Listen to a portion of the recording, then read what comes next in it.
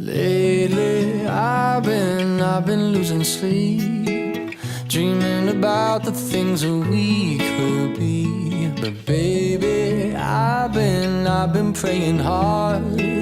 Said no more counting dollars, we'll be counting stars. Yeah, we'll be counting stars. The issue of homelessness and poverty is not always easily visible. Many of the people living or receiving food from the Haven are indistinguishable from the regular person you see walking down Main Street. However, just because it is not visible does not mean we can turn a blind eye to the issue. As Dartmouth students, we have an obligation to help our community. The Haven is a prime example of how poverty can exist right in your backyard without even noticing. Many students seem to be under the impression that simply by existing, Dartmouth is helping the community. The college and Dartmouth Hitchcock Medical Center are the largest employers in the Upper Valley, and this means that the Hanover that most students see is one of economic and intellectual affluence. However, this concentration of employment is a double-edged sword for Upper Valley residents. Highly compensated college faculty and employees must choose between proximity to work or long and expensive commutes. As more employees choose longer commutes, they drive up home prices there too. This means that housing that was once affordable is no longer feasible for some families. Welcome to the Upper Valley Haven. For almost 35 years, the Haven has provided temporary shelter and educational programming for homeless families and adults, as well as food and clothing to anyone in need. They are open 365 days per year and never charge anything for any of their services. This amazing organization touches the lives of over 10,000 people per year. We took a look around at the many programs that the Upper Valley Haven provides to families in need. They include an adult shelter, family shelter, seasonal shelter, adult learning program, children's education program, and a case management staff, as well as a food shelf and clothing room. We had the great opportunity to interview Sarah Kobolinski, the director of the Upper Valley Haven. Well, as Dartmouth students, we're, in this affluent bubble where our reality of the area is distorted, and we don't understand, many of us don't understand that the Upper Valley has such, so many impoverished citizens. And so can you talk about numbers, just to get a sense of how many families are dealing with this problem? The reality of poverty, I think, is based on the concept of scarcity on one level, and everybody ends up feeling that there's scarcity in their world. You might have scarcity of time, or scarcity of what things might you have scarcity of in your world when you think you don't have enough or you don't have whatever. Sleep. Sleep. And think about a scarcity of a place to stay, a stable, consistent place to stay, assurance about your food, the ability to communicate with other people because you don't have the technology to be able to do that. And think about the fact that that there are roughly 1,400 households who have one or more of their members come through, literally physically through the doors of this building every month from one of the communities within reach here in the Upper Valley. And these are people who are able to get here because they had a car, or a friend or relative with a car, or they could access advanced transit to be able to get here. So they had a way to be able to get here. 1,400 households. And in those households, last year, in calendar year 2014, they included 3,507 children. Okay. Our development director is fond of saying there are 3,500 seats in Thompson Arena.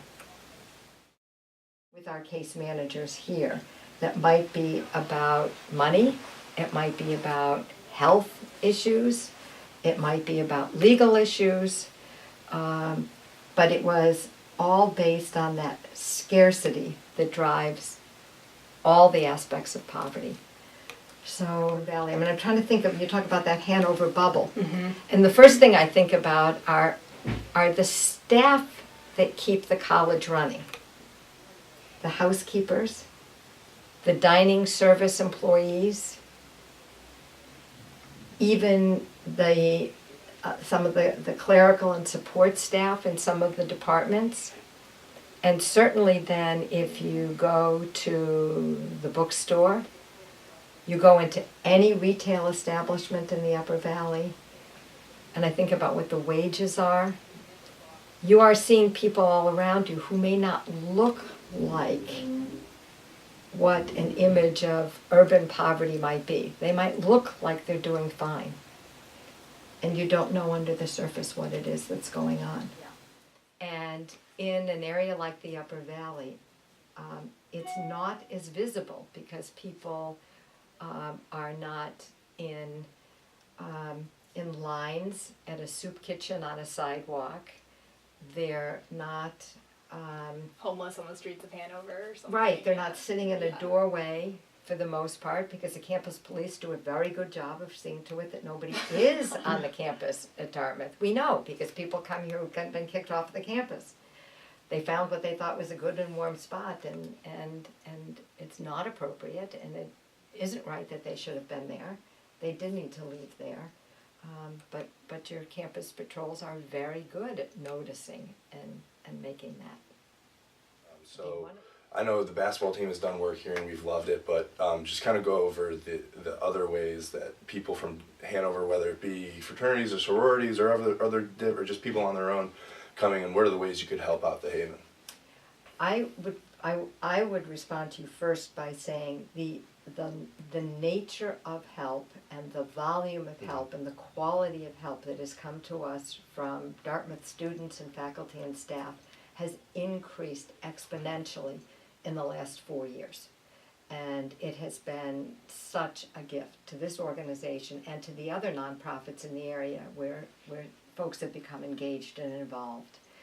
For us specifically, it's been about students like you coming to the after-school program and hanging out with young kids and giving them an opportunity to, have some experiences that they wouldn't have otherwise. It's been other students coming to Hickson House and preparing dinners and again hanging out with people. It's that being with people and engaging with people that makes a big difference. We've also had students who've come to volunteer.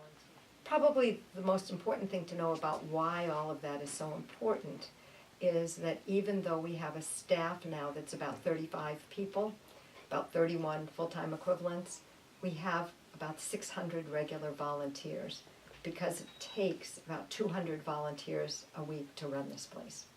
So all of the help that you bring really matters to being able to keep the doors open and the processes flowing.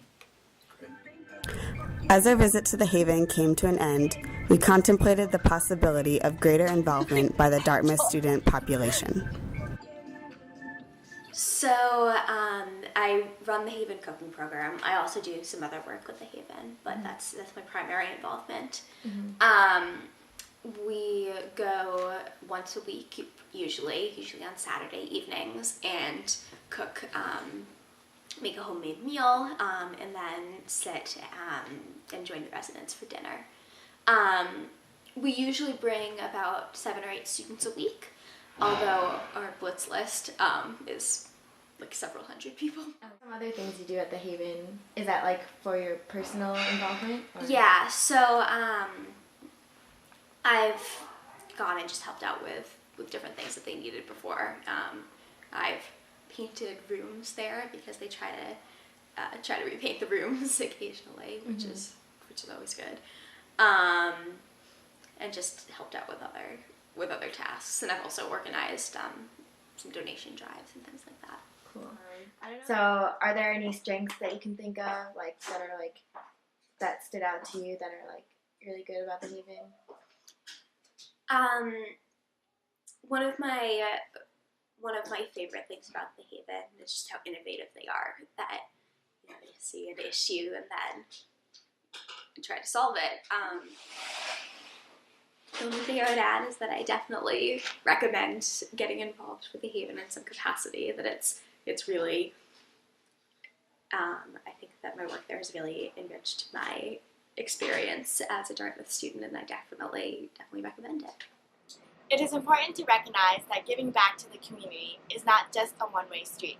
By volunteering and meeting local residents, we learn more about the community that we choose to call our home.